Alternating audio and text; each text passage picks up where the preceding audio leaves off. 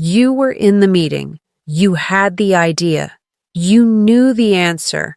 And you said nothing because you were not sure how to say it in English without sounding wrong, without sounding weak, without sounding like you didn't belong in that room.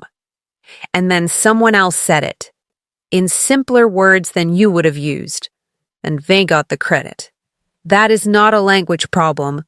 That is a career problem, and it is happening to you right now. Welcome back to Shadowing English Learners. I am Sarah, and today we are not practicing conversational English. Today we are practicing the specific exact language that managers and senior professionals use inside corporate meetings. Language that makes people listen, language that makes people respect you, and language that makes your boss think, that person is ready for more responsibility. By the end of this episode, you will have a complete, ready-to-use system for speaking in English meetings with confidence. You will know how to open a point without hesitation, how to challenge an idea professionally, how to lead a conversation even when you are not the most senior person in the room, and how to stay calm and clear under pressure when everything in you wants to go quiet. This is not theory. This is the exact language of corporate meetings in the United States and in international companies. The language that separates the professionals who get promoted from the ones who stay exactly where they are. Let's begin. Before we get into the phrases and the framework, I want to spend time on something that most English courses never explain, and it is the real reason why highly intelligent, highly capable professionals become almost invisible the moment they walk into a meeting room. It is not vocabulary, it is not grammar, it is not accent. Here is where most professionals fail, and I want you to really sit with this. They go silent in meetings because of what I call the approval loop. The approval loop works like this. You have a thought, and then immediately before you say a single word, you run that thought through a long, exhausting mental checklist. Is my English correct? Will people understand me? What if I say the wrong word? What if they ask me a follow-up question I cannot answer? And by the time you finish that checklist, the moment is gone. The approval loop is a trap. It is invisible, it is fast, and it costs you enormous professional opportunities every single week. Now, I am not telling you to stop caring about how you speak. Caring about your language is smart. But the approval loop is different. It is fear pretending to be preparation. And the way out of the approval loop is not to think less. It is to prepare more, so that in the meeting room, your phrases are already ready.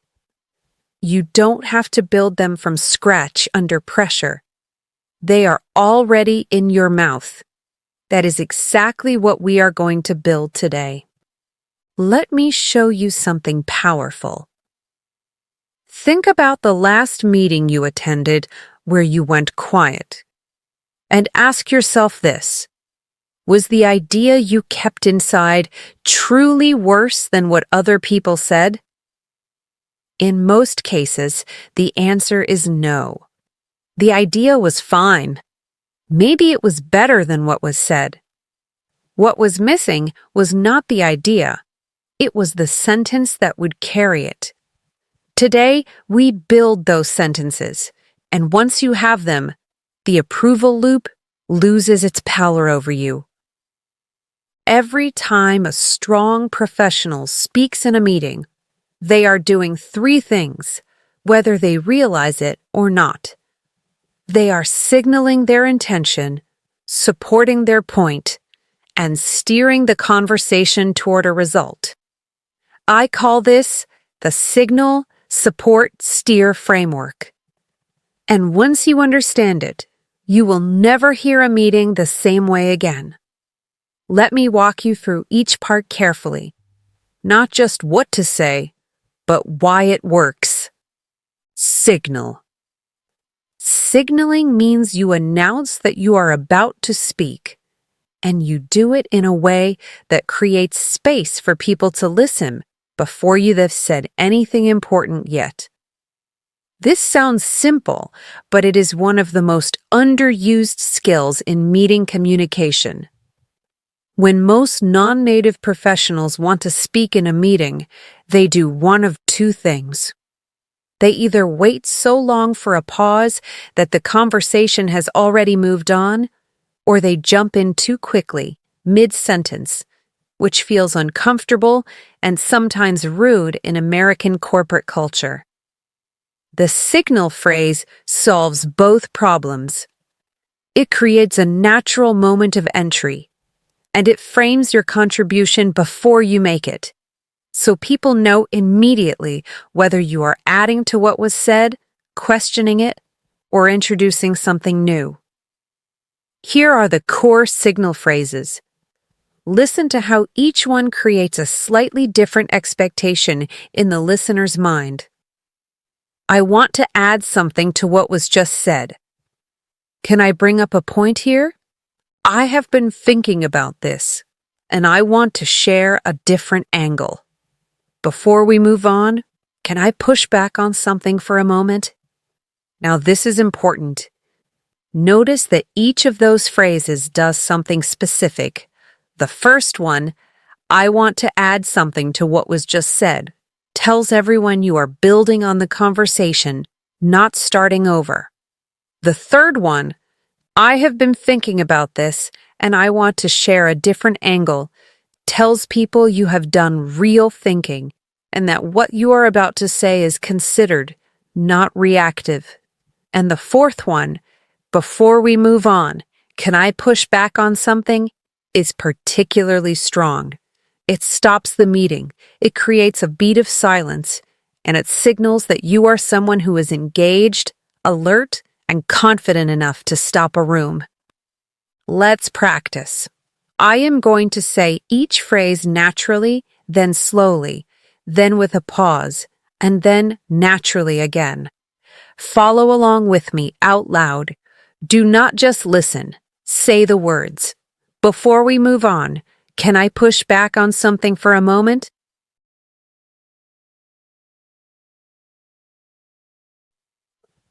Before we move on, can I push back on something for a moment?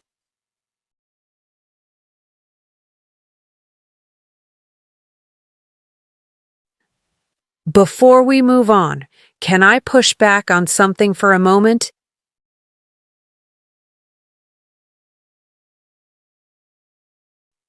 That is your signal phrase. Say it 5 times on your own, right now, before we continue. Because the moment you hear yourself say it naturally, your brain starts to believe that this is your language. And that belief changes everything about how you show up in a room. Support. After your signal, you need to support your point. This is where most professionals lose the room, not because their idea is weak, but because they present it without structure. They say what they think, but they do not say why it matters or what it connects to.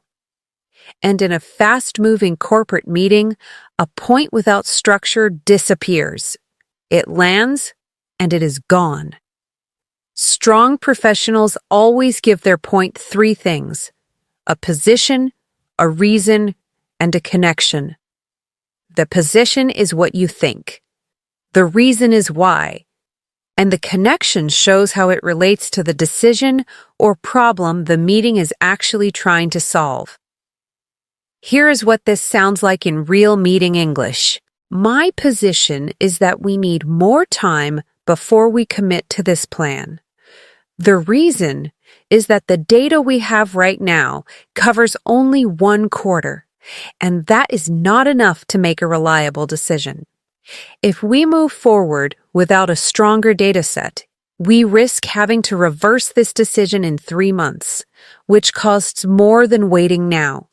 Listen to that structure. Position, we need more time. Reason, the data is not strong enough. Connection, reversing this decision costs more than waiting. That is a complete professional argument. And notice, it uses simple vocabulary. There is not a single difficult word in that response. The power comes entirely from the structure. Here's a question for you. In your last meeting where you shared a point, did you give a reason? Did you connect your point to the larger problem the team was trying to solve? If not, that is the first thing to change, and it costs you nothing except a little preparation. Steer. The third part of the framework is steer. Steering means you use language to move the conversation in the direction you want, not by dominating, but by asking questions and proposing next steps that guide the group toward a decision or a clearer path. This is the skill that most directly signals management-level thinking to the people watching you in that room. Anyone can share an opinion. Fewer people can move a conversation forward. And the professionals who steer a conversation, who say clearly, "Here is where I think we should go next," are the ones that leaders look at and think, "That person thinks like a manager." Here are the core steer phrases. So based on what we have heard today, what is the most important thing we need to decide before this meeting ends? Can we take a step back for one moment and make sure we all agree on the goal here? I would like to suggest a next step. Would it make sense for us to do this and then bring it back to the group by Thursday? I am hearing 2 different views here. What if we spent the next 10 minutes on just this one question? Each of those phrases does something specific. Some of them slow the room down when it is moving too fast. Some of them create a decision point when the conversation has been going in circles. And the last one, I am hearing 2 different views here, positions you as someone who is listening carefully to everyone, not just pushing your own agenda. That is exactly how managers think. And that is exactly how senior people want others to see them. Now let's do a quick scenario. Picture this. Your team has been discussing a new marketing plan for 20 minutes. 2 people disagree about the budget. The conversation is going back and forth with no clear movement. You decide to steer. What do you say? I'm hearing 2 different views on the budget, and I think both of them have something valuable in them. Can we take 10 minutes to look at the numbers together before we go any further? That way we are all looking at the same picture. That is steer. That is meeting English at a management level. And that exact sentence, adapted to your situation, can change how you are perceived in a single meeting. Now, let's put the full framework into a real conversation. I'm going to walk you through 3 different meeting scenarios that happen in corporate environments every week. For each one, listen to how a professional uses signal, support, and steer. And then we will practice the key phrases together. Scenario 1. Challenging an idea without creating conflict. Your manager presents a new process for handling customer complaints. The room seems to agree quickly. But you have worked directly with customers for the past year, and you know this process will create a new problem that has not been mentioned. Here is how you enter the conversation. Before we finalize this, can I bring up one concern? It comes directly from what I have seen working with customers. Support? The current process puts all complaints through the central team first. What I have noticed is that customers with urgent issues often feel frustrated by that delay. My concern is that this new version has the same structure, and the frustration will continue. I want to make sure we are solving the right part of the problem. Would it be possible to add a fast-track category for urgent complaints? I could put together a short proposal and share it by end of week, so we can look at it before we move forward. That is a complete professional contribution. No aggression, no apology, no weak language. A clear concern, a specific reason, and a proactive offer to help solve it. Let's practice the signal phrase from that scenario together. Before we finalize this, can I bring up one concern?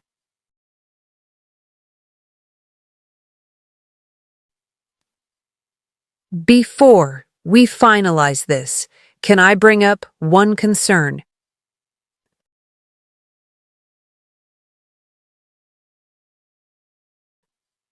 Before we finalize this, can I bring up one concern?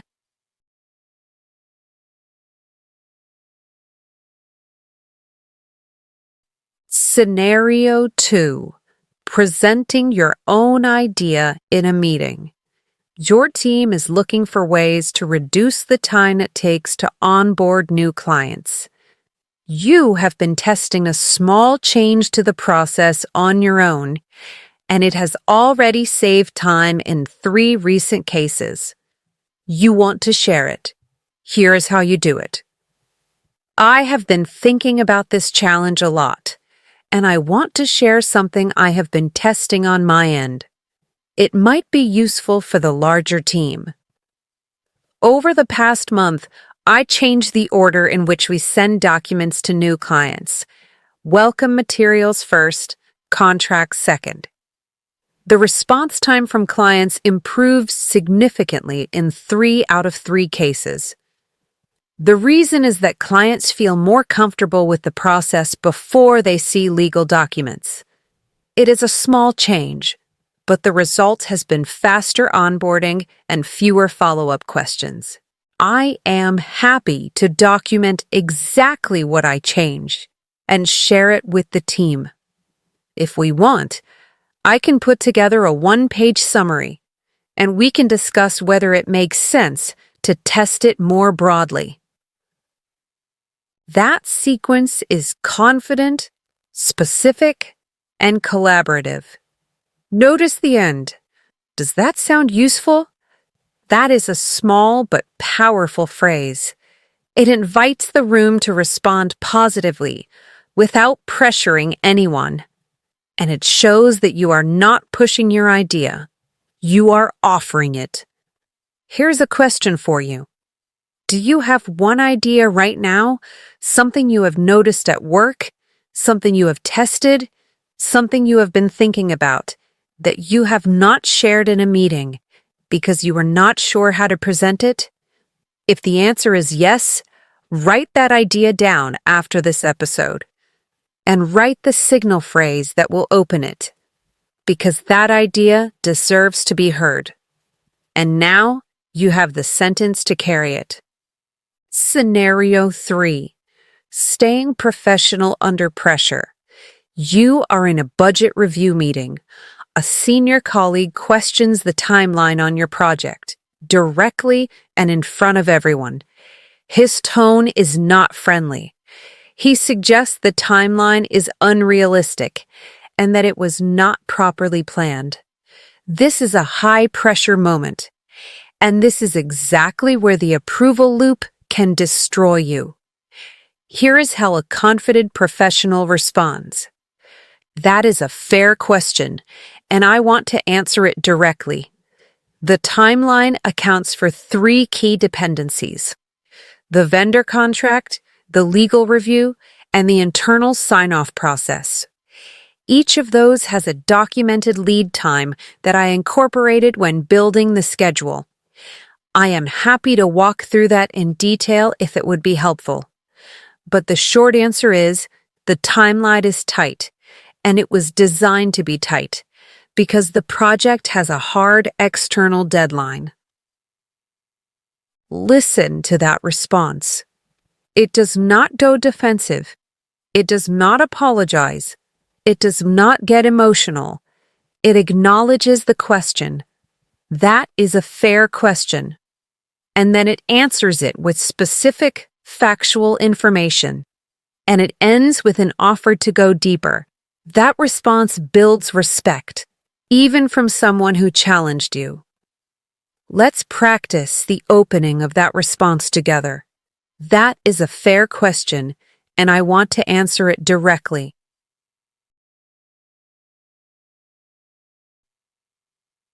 That is a fair question, and I want to answer it directly.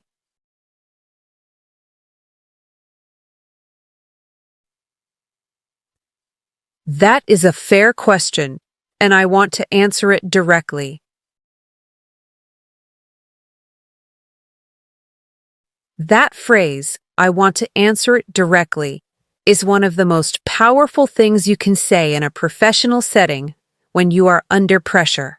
It tells the room that you have nothing to hide, that you are prepared, and that you are not rattled. Practice it until it is completely natural. Now, let me walk you through the 5 most common language mistakes that prevent professionals from being heard and respected in English meetings. I want you to be honest with yourself as we go through each one, because most people make at least 3 of these regularly. Mistake 1. Starting sentences with, I think maybe. I think maybe we should look at this again. That sentence is asking for permission to have an opinion. It is not a professional statement. It is a quiet request for someone to validate your idea before you have even shared it. Replace it with, I would like to suggest we revisit this. One clear sentence. No asking for permission. Same idea.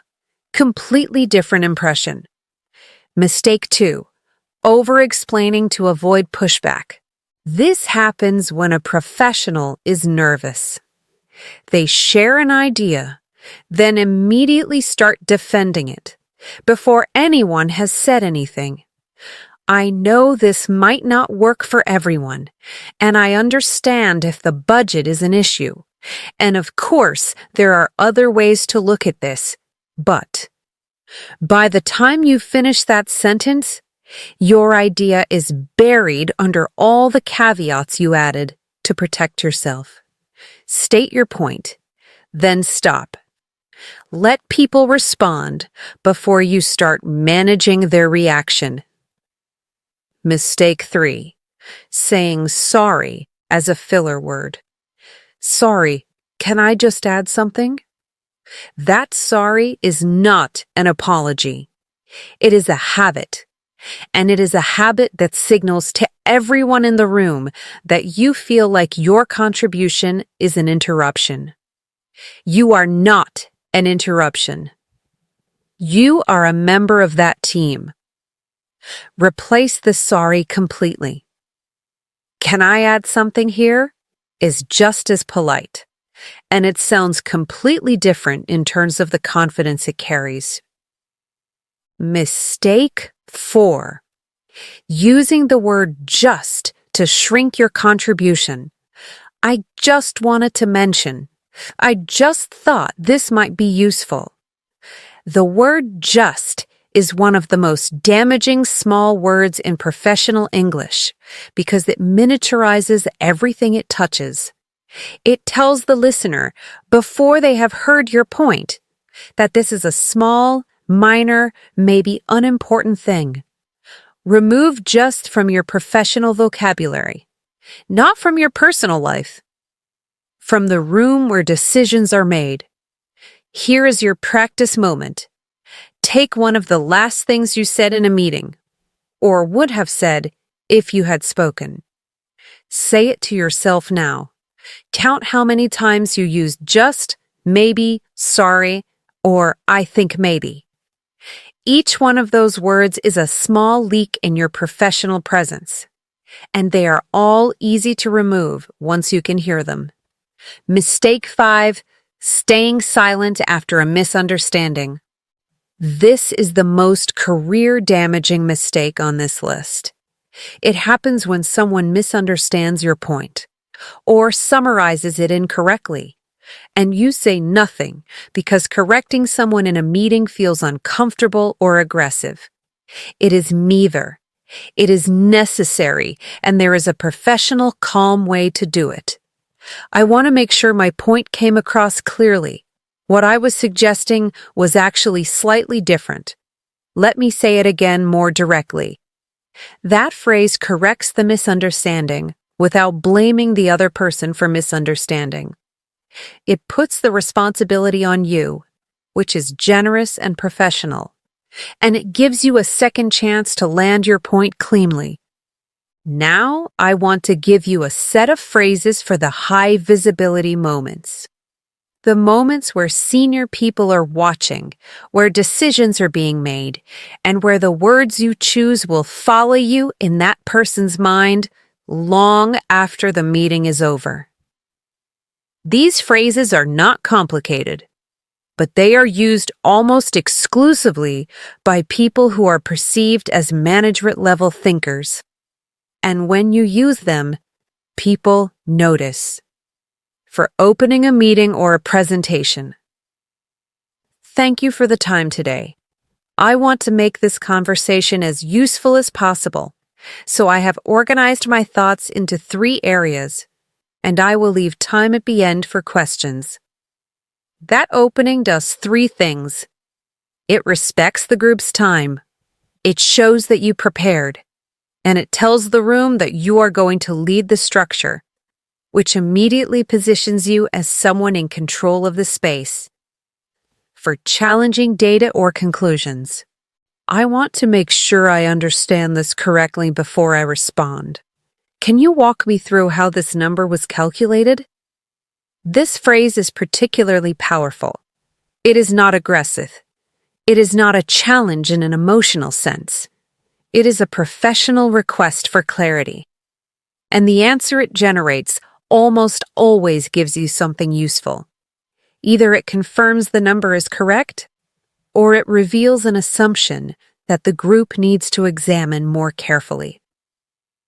For disagreeing with someone more senior, I respect that perspective, and I want to offer a different reading of the situation, because I think both views might be pointing at something important. That phrase is sophisticated. It does not dismiss the senior person's view. It positions your disagreement as an addition, not a conflict. And the last part, both views might be pointing at something important, suggests that the goal is not to win the argument, but to find the best possible answer.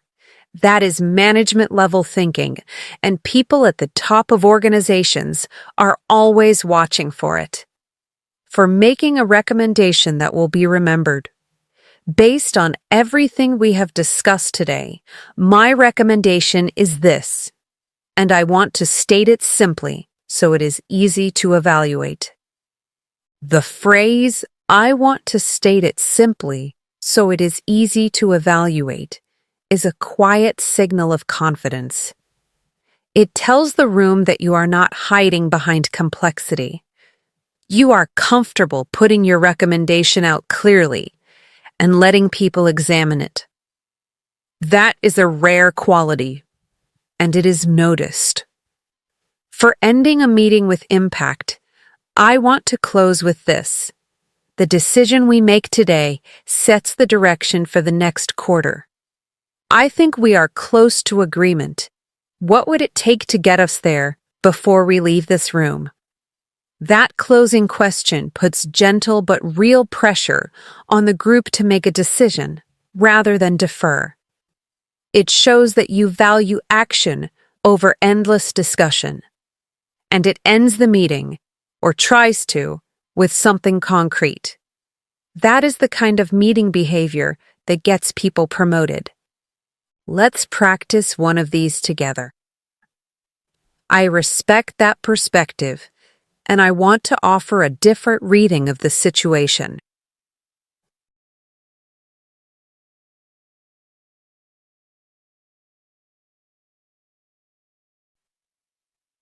I respect that perspective, and I want to offer a different reading of the situation.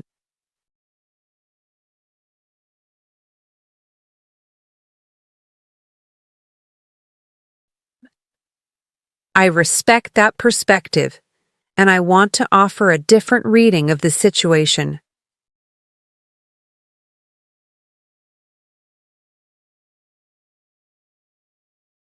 Say that 5 times out loud, because that phrase, used in the right moment, can define how a senior person sees you for months.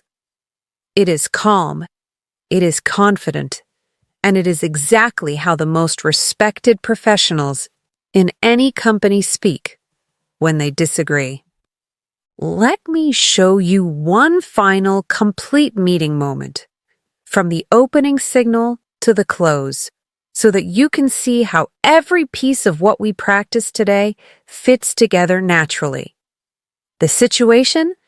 A meeting about a product launch that has been delayed twice. Frustration in the room is high. 2 colleagues are blaming each other for the delays. The conversation is not moving forward. Here is how you step in. Can I bring us back to the main question for a moment? I think it would help if we focused forward rather than back. From what I understand, the core issue is that we have 2 dependencies that were not fully confirmed when the original timeline was set. That is worth understanding, so we do not repeat it. But right now, the more important question is, what does a realistic timeline look like from today, given what we know? I would suggest we spend the next 15 minutes building that new timeline together. And then we make sure the dependencies are confirmed in writing before we commit.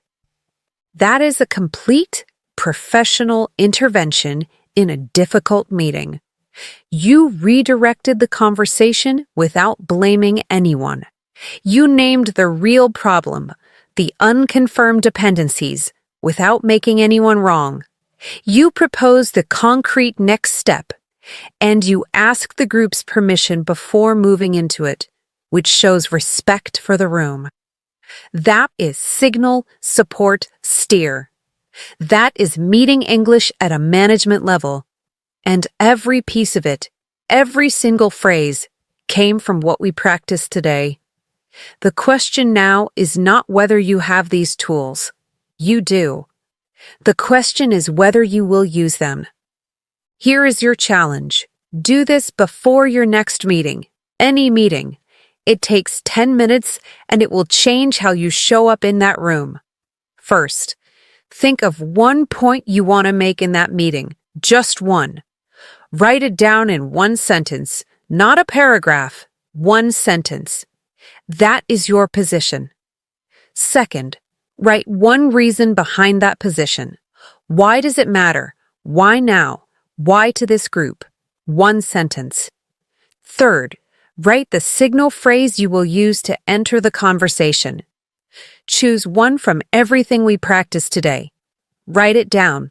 Say it out loud 3 times before you walk into the room. That is it. 3 sentences, 3 things to prepare. And then, and this is the part that matters, when the moment comes, you use them. You do not wait for the perfect pause. You do not wait until you are sure. You say your signal phrase, and the rest follows.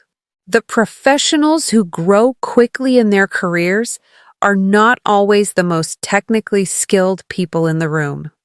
They are the most consistently prepared people in the room. And preparation is a decision. It is a decision you can make right now, before you close this episode. Let's close with 5 lessons from everything we covered today. These are your anchors. Come back to them before every important meeting. Lesson 1. The approval loop is what keeps you silent, not your English.